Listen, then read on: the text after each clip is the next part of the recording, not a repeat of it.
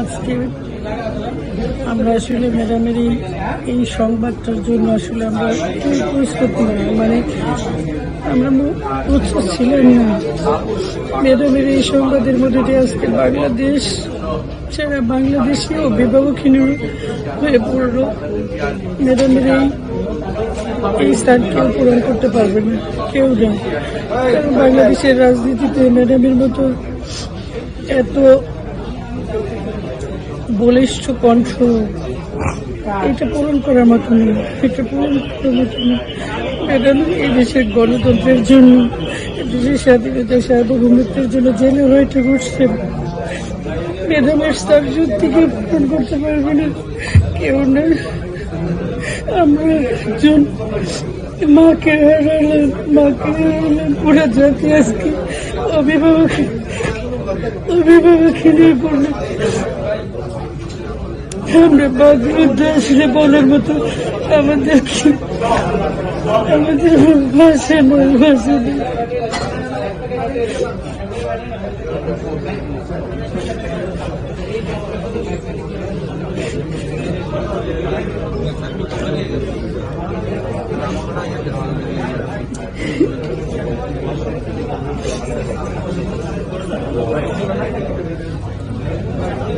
জাতীয়তাবাদী আইনজীবী ফোরাম কেন্দ্রীয় কমিটির সহ সাধারণ সম্পাদক।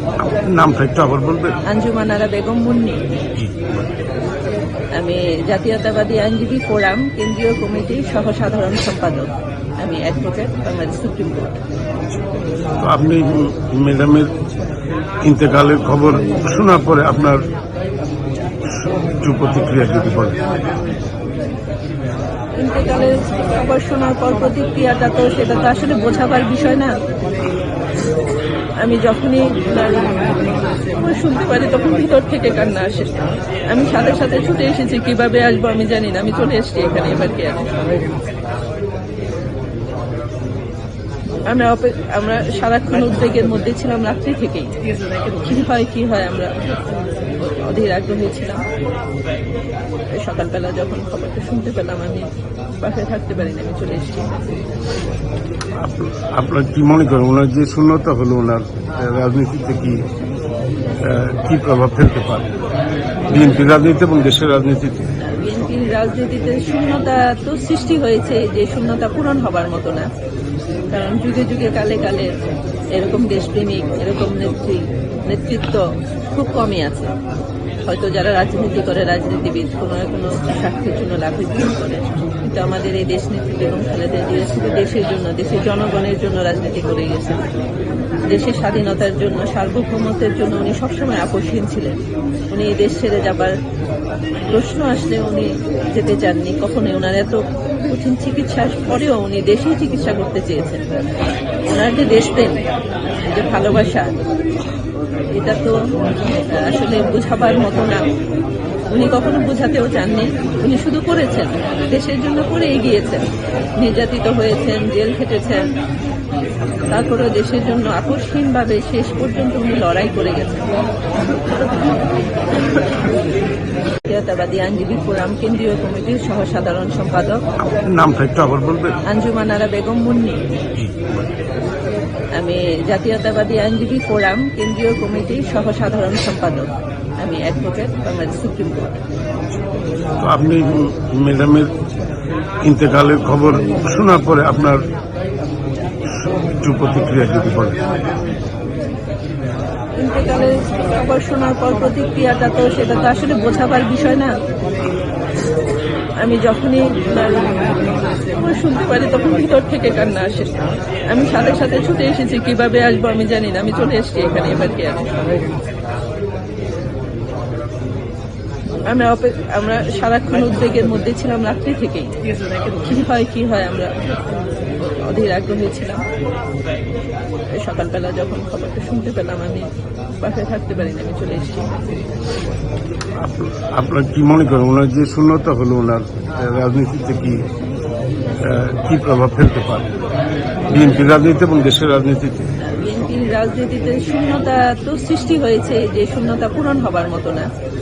কারণ যুগে যুগে কালে কালে এরকম দেশপ্রেমিক, এরকম কমই আছে।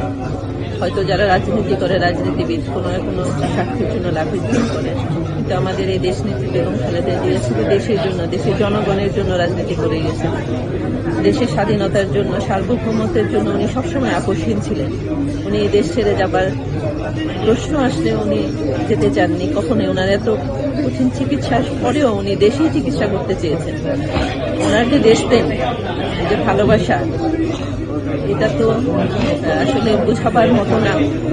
উনি কখনো বোঝাতেও চাননি, উনি শুধু করেছেন, দেশের জন্য করে এগিয়েছেন। নির্যাতিত হয়েছেন, জেল খেটেছেন, তারপরেও দেশের জন্য আকস্মিকভাবে শেষ পর্যন্ত উনি লড়াই করে গেছেন। বাংলাদেশের গণতন্ত্র, স্বাধীনতার সার্বভৌমত্বের অভিভাবক ছিলেন তিনি। এভাবে চলে যাওয়াতে এই দেশ জাতির এক অপূরণীয় ক্ষতি হয়েছে।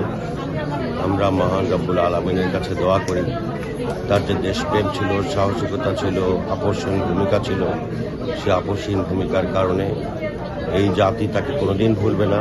এবং আল্লাহ পাক রব্বুল আলামিন দুনিয়াতে তার দ্বারা যদি কোনো অন্যায় হয়ে থাকে, তিনি যদি কোনো অন্যায় কর্ম করে থাকেন জেনে অথবা না জেনে, সেগুলো ক্ষমা করে দিয়ে তার ভালো কাজের কারণে যাতে আল্লাহ পাক তাকে জান্নাতুল ফেরদাউস নসিব করেন, আমরা সেই দোয়াই করি, প্রার্থনা করি।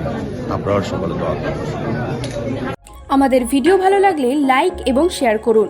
কমেন্ট সেকশনে গিয়ে জানান আপনাদের মতামত। আরও ভিডিও পেতে আমাদের চ্যানেল সাবস্ক্রাইব করুন এবং প্রতি মুহূর্তে খবরের আপডেট পেতে প্রেস করুন বেল আইকন।